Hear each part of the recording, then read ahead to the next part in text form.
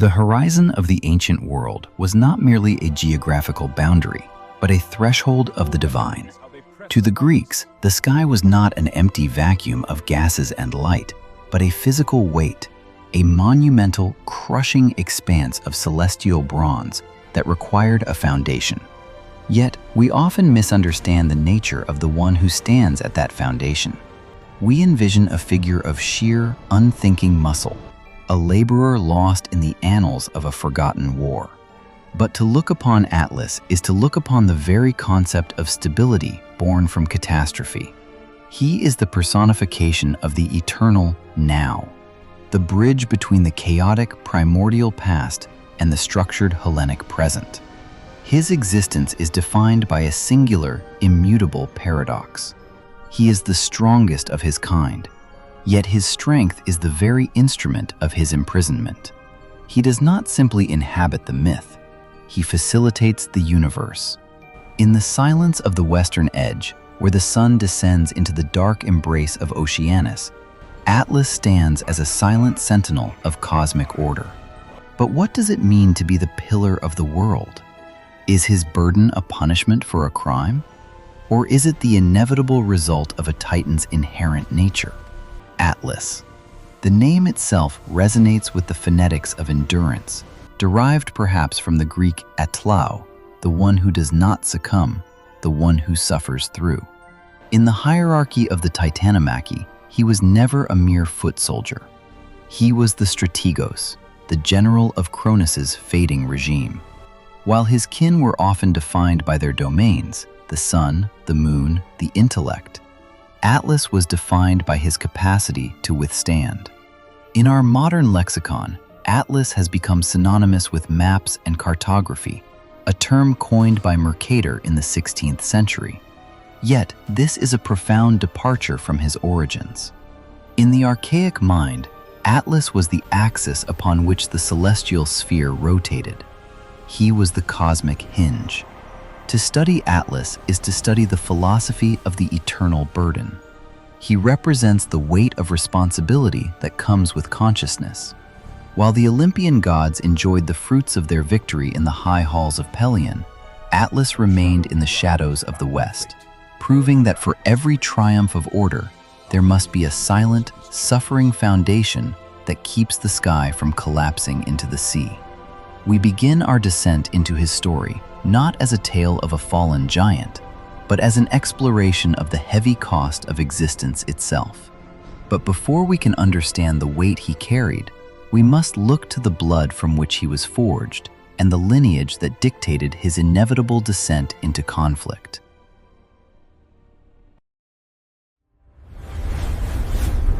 Unveil the legends.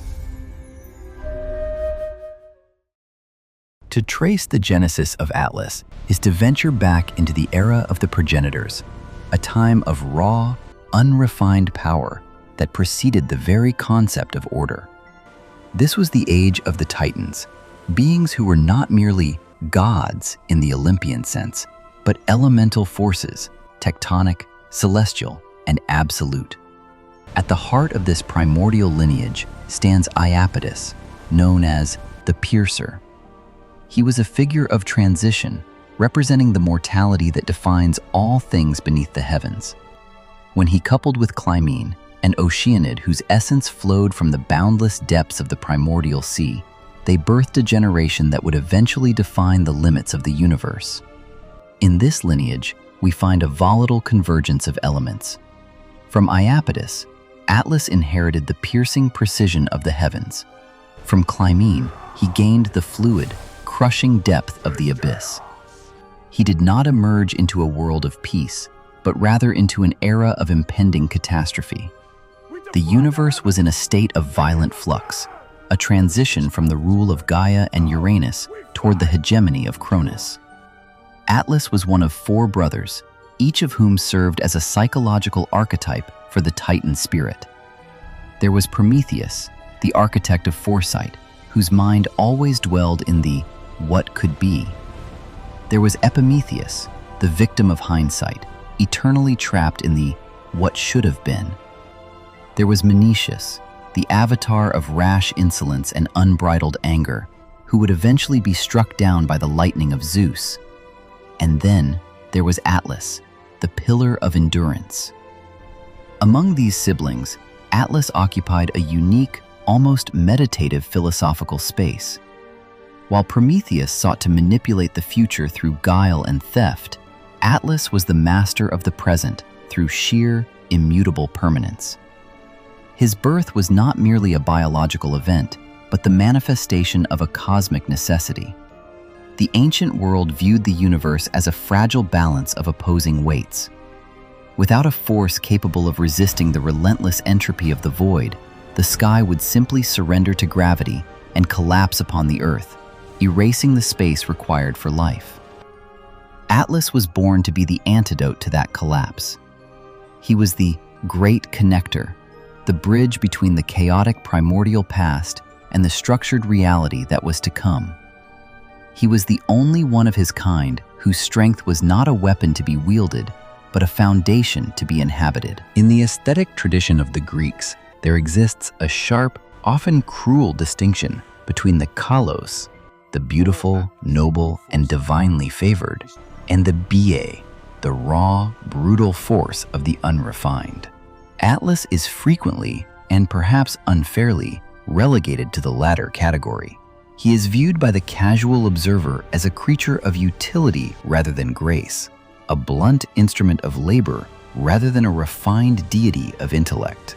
However, this interpretation ignores the sophisticated nature of Titan physiology and the philosophy of the physical. To the ancients, the immense physical stature of Atlas was not a sign of intellectual deficiency. It was the outward reflection of an internal, spiritual fortitude. His brawn was not a collection of muscle, but a physicalized form of his will. While the later Olympians would prize the elegance of the bow, the lyre, and the lightning bolt, weapons of distance, detachment, and suddenness, Atlas represented the power of proximity.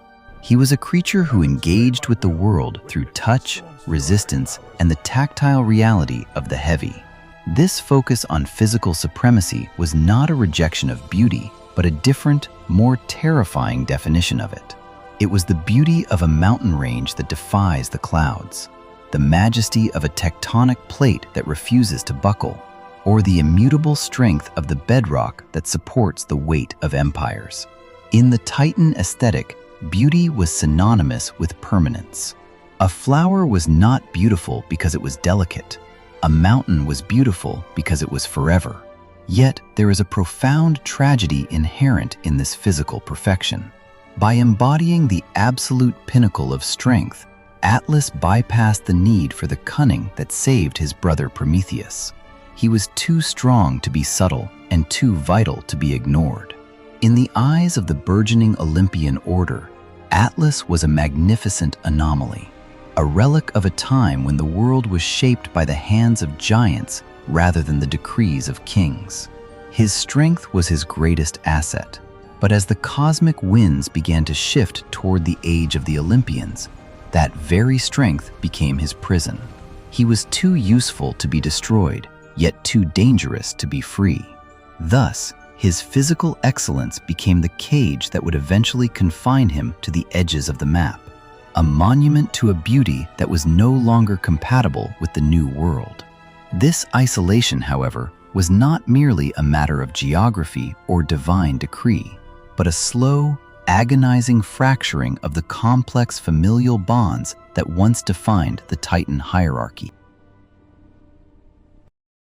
The relationships Atlas maintained reveal a softer, perhaps more tragic dimension of his character, proving that even a being of monumental strength is tethered by the fragile threads of kinship. He was not a solitary monster, he was a patriarch. Through his union with Pleione, the oceanid nymph of the islands, he sired the Pleiades, 7 sisters whose names are etched into the very stars. He was also the father of the Hyades, the bringers of rain, and in some traditions, the nymph Calypso, who would later hold the hero Odysseus captive on the island of Ogygia. These lineages are deeply significant because they contrast sharply with Atlas's own stagnant fate. While he was anchored to the earth, his daughters were associated with the ephemeral and the celestial, the falling rain, the shifting stars, and the distant, unattainable horizon. There is a profound irony in Atlas being the support of the heavens, while his children inhabited the very sky he was forbidden to touch as an equal. He held the house aloft, but he was never allowed to sit at the table. His family represented the fluidity of the world, movement, moisture, and light, while he represented its fixity. Furthermore, his relationship with his brothers highlights the divergent paths of the Titan spirit. While Prometheus took the path of the rebel and the subversive, Atlas remained the loyalist, the pillar of the old guard. He stayed true to his father, Iapetus, and his uncle, Cronus, suggesting a character bound by a strict, perhaps archaic, code of honor. He valued the stability of the family unit and the legacy of his ancestors over the personal gain of shifting allegiances. In this sense, Atlas is the tragic loyalist. He fought for a cause he knew was fading, not out of a desire for power, but out of a sense of duty to the blood that flowed through his veins. When the Titanomachy ended and his brothers were scattered or punished, the weight he carried was not just the physical sky, but the psychological burden of being the last surviving pillar of a broken house. He was the father of stars who could never look up, the husband of the sea who could never swim, and the brother of rebels who was forced to become the ultimate servant of the new regime. If the gods of Greece are defined by their functions, Zeus by his rule, Ares by his rage, Athena by her wisdom, then Atlas is the absolute embodiment of endurance. In the Greek philosophical tradition, endurance is not merely the ability to wait, it is the capacity to remain unchanged under the crushing pressure of external forces. This is the quality of hupomone, the staying under. For Atlas, this was not a passive trait, but a vigorous, active resistance. We must consider the psychological weight of such a role. To be the Titan of endurance is to be denied the relief of transformation. In the labyrinth of Greek mythology, suffering is often alleviated by metamorphosis. A nymph chased by a god becomes a laurel tree. A grieving king becomes a bird. A victim of tragedy becomes a spring of water. Transformation is the safety valve of the mythic world. But Atlas is denied this release. He cannot change, for if he were to shift his shape, the sky would falter. His burden is a constant, a mathematical certainty in an uncertain universe. This endurance elevates him from a mere mythological character to a profound philosophical archetype. He is the precursor to the Stoic ideal, the individual who stands firm while the very heavens threaten to crush him. He does not complain, he does not beg for mercy, and he does not falter. He simply is. However, this endurance is also a form of stagnation. By being the one who suffers through, Atlas becomes a monument rather than a participant in the living world. He is the silent foundation upon which the theater of history is built, but he is never permitted to walk across the stage himself. His strength is not used to create, to build, or to love. It is used solely to prevent the destruction of what already exists. In this sense, Atlas is the ultimate conservative force in the cosmos, the one who ensures that the sky remains the sky and the earth remains the earth, regardless of the cost to his own spirit. He is the silent no to the universe's yes of destruction. He is the weight that keeps the world from flying apart, a God whose only prayer is that he might remain exactly as he is forever. But this unwavering stability, this refusal to buckle under the weight of the old world, was perceived as the ultimate threat by the rising powers of Olympus, leading to a cataclysmic shift in the divine hierarchy. The transition from the reign of the Titans to the dominion of the Olympians was not a peaceful passing of the torch, but a decade of celestial anarchy, known as the Titanomachy. This was a war that shook the foundations of reality, where mountains were used as missiles and the oceans boiled under the heat of divine lightning. In this conflict, Atlas did not lurk in the shadows or offer counsel from the sidelines. He emerged as the supreme commander of the Titan forces, the Iron Fist of Cronus. While the other Titans may have fought for their respective domains or out of a sense of entitlement, Atlas fought for the preservation of the primordial order. He was the antithesis of Zeus, where Zeus represented the sudden, transformative strike of lightning, the new and the volatile. Atlas represented the unshakable mountain, the old and the permanent. He was the only general who could match the Olympians in sheer, grinding persistence. When the smoke of the conflict cleared and the Olympians stood victorious atop the ruins of the world, the retribution meted out was as calculated as it was cruel. Most of the defeated Titans were cast into the suffocating, dark depths of Tartarus, hidden away from the light of the sun and the memory of men. But for Atlas, Zeus devised a more poetic, more public incarceration. He was not to be hidden, he was to be utilized. The punishment of Atlas is often misinterpreted by the modern eye as him holding the earth on his shoulders, a visual error popularized by Renaissance maps and statues.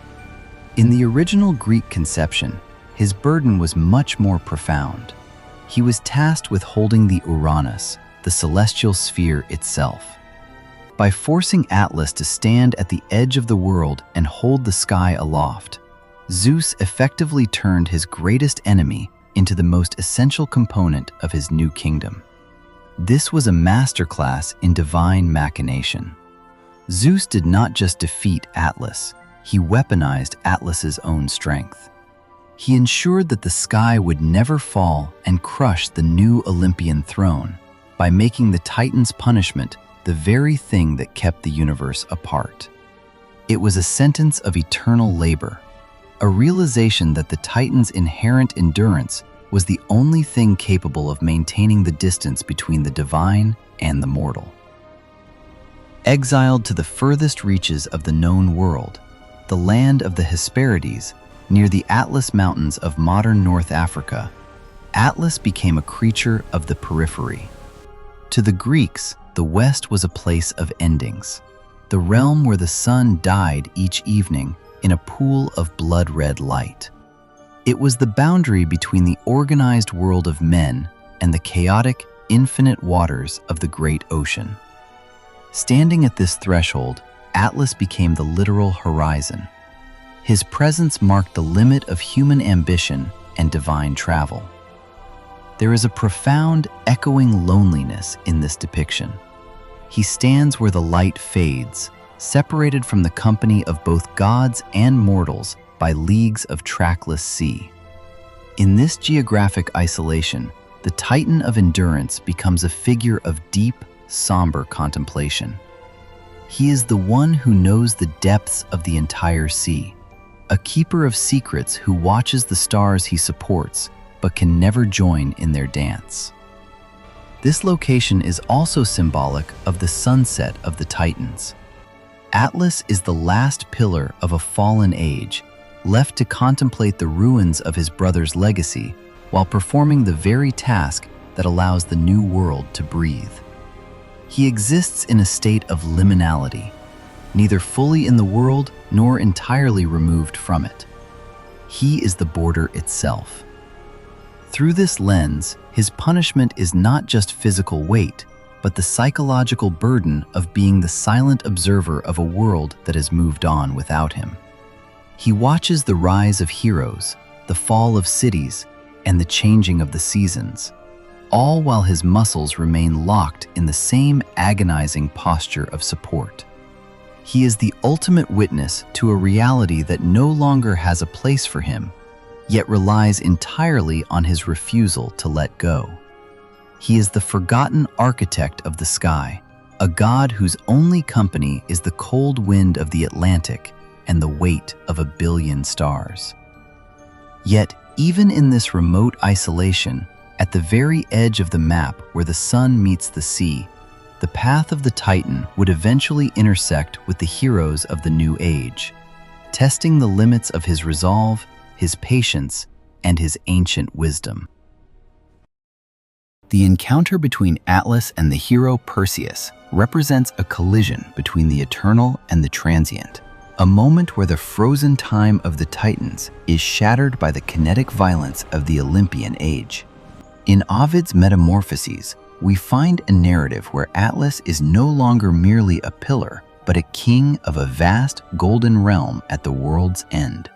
He is the guardian of a sacred grove where the trees bear fruit of solid gold, the Hesperides. When Perseus, the son of Zeus, arrives seeking hospitality after his harrowing decapitation of Medusa, he finds an Atlas who is weary, suspicious, and haunted by the whispers of the past. A prophecy, ancient and immutable, had forewarned Atlas that a son of Zeus would one day arrive to plunder his most precious possession, the golden apples. In this moment, Atlas acts not as a cosmic servant, but as a protective sovereign. He denies Perseus entry, an act of defiance that triggers a final, irreversible transformation. Perseus, a creature of motion and blood, does not possess the strength to move a Titan, so he employs the ultimate weapon of stasis. He unveils the severed head of the Gorgon, Medusa. The Titan, who had already endured eons of physical strain, is finally granted a peculiar, terrifying form of release. As he gazes into the stone-cold eyes of the Gorgon, the boundaries between his flesh and the earth dissolve. He does not die, rather, he becomes immutable. His hair and beard transform into thick forests, his shoulders into jagged ridges, and his head into a towering peak that pierces the clouds. This is the mythological genesis of the Atlas Mountains, but through a philosophical lens, this petrification is the ultimate realization of Atlas's nature. He was always a mountain in spirit, unmoving, unyielding, and burdened. By turning to stone, his punishment and his physical form become one. He is no longer a being who performs a task, he is the task itself. The myth suggests a grim reality. For the great structures of the world to remain stable, the individual must eventually be subsumed by the role they play until they are indistinguishable from the weight they carry. Perhaps the most psychologically complex interaction in the Titan's long isolation is his encounter with Heracles. As part of his 11th labor, Heracles was tasked with retrieving the golden apples. Unlike Perseus, Heracles did not come to conquer Atlas, but to negotiate with him. Knowing that he could not best the dragon Ladon or navigate the divine garden himself, Heracles sought the counsel and the strength of the only being who stood above the world. The exchange that follows is a rare moment of intellectual maneuvering for the Titan. Atlas agrees to fetch the apples, but he sets a condition that reveals his deep-seated yearning for relief. Heracles must take the weight of the heavens upon his own shoulders. For a brief, flickering moment in cosmic history, Atlas is free. He steps away from the axis of the world, his muscles screaming with the sudden absence of the sky, and he walks into the garden. He retrieves the fruit, but upon his return, the taste of liberty has poisoned his sense of duty. He looks at Heracles, straining, sweating, and mortal, and realizes he has no desire to reassume his burden. However, Heracles, coached by the cold wisdom of Athena, plays upon the Titan's singular flaw, his inherent dedication to the physical mechanics of his task. Heracles pretends to accept his fate, but asks Atlas to take the sky back for just a fleeting second so he can adjust a pad for his shoulders to better endure the eternity ahead. The moment Atlas resumes the weight, the habit of eons takes hold. His hands lock back into the familiar grooves of the celestial sphere. Heracles simply retrieves the apples and departs, leaving the Titan in the silence of the west. This episode highlights the tragic vulnerability of Atlas. Despite his immense strength and ancient knowledge, he is trapped by his own nature as a supporter. He is so accustomed to the weight that he takes it back out of a sense of fundamental identity. It underscores a grim truth. Those who are defined by their burdens often find themselves unable to function in the light of freedom. Atlas is the Titan of endurance, not because he lacks the power to drop the sky, but because he is the only being in the universe who truly understands the catastrophe that follows if he does. He is a prisoner of his own indispensability, condemned to hold the world because he is the only one who cares enough to keep it from falling. This interaction with heroes was not merely a clash of strength and wit, but a testament to the Titan's deeper, often forgotten connection to the celestial mechanics that governed the ancient mind. As we draw our gaze back from the desolate crossroads of antiquity, we are left with a figure that remains stubbornly resistant to the light of modern reason. The Iapetus is more than a relic of a superstitious age.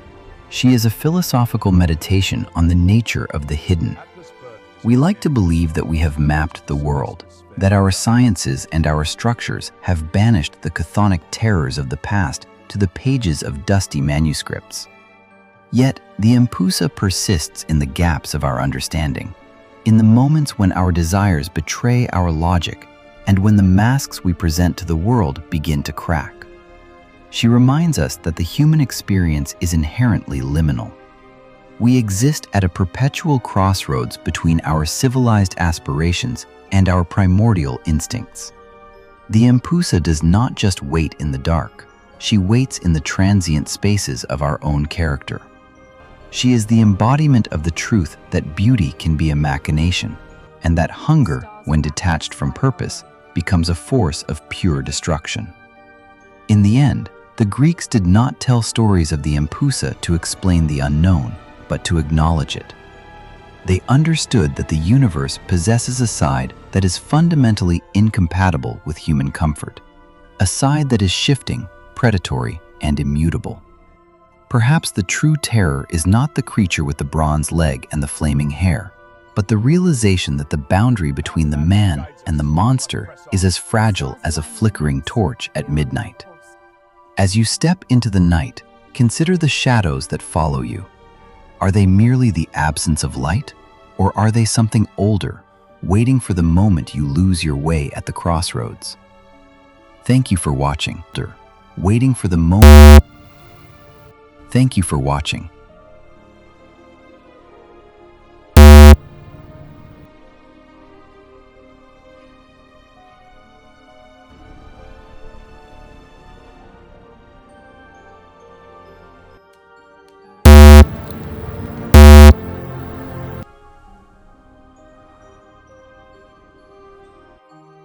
Weight of the world borne by the heavens. Maps reveal the explorers there. The stars will guide the land.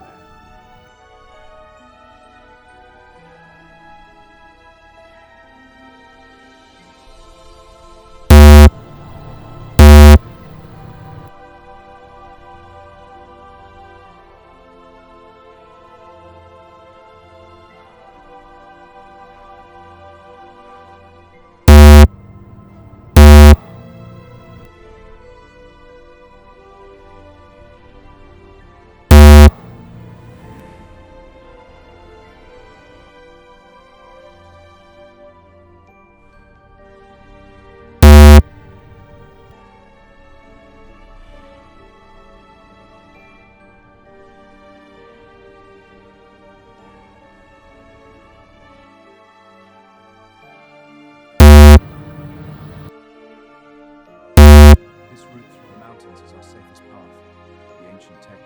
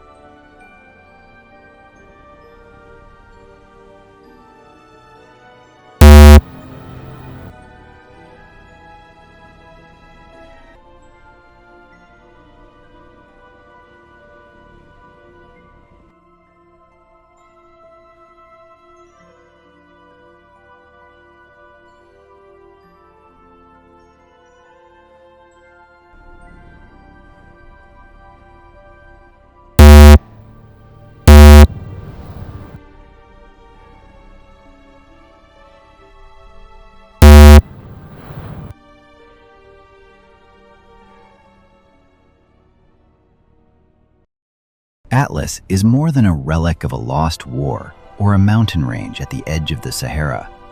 He is the ultimate personification of the immutable.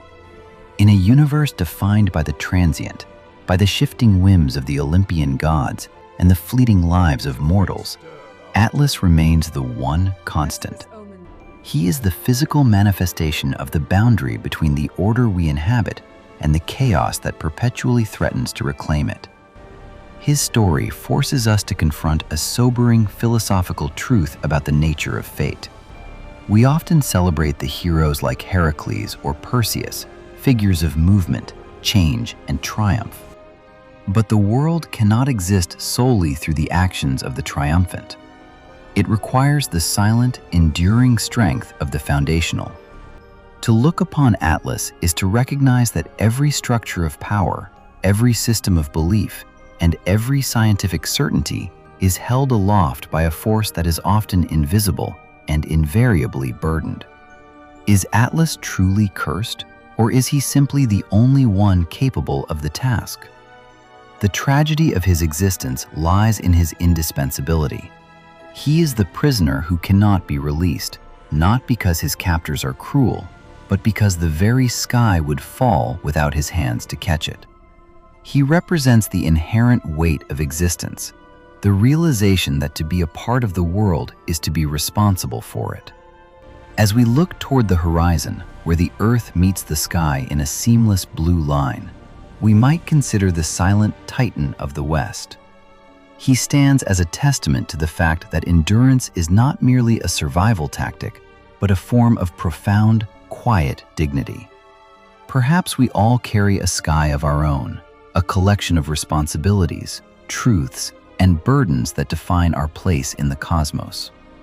Like Atlas, we find our meaning not in the moments of release, but in the strength we find to remain standing, day after day, beneath the weight of our own worlds. Thanks for watching.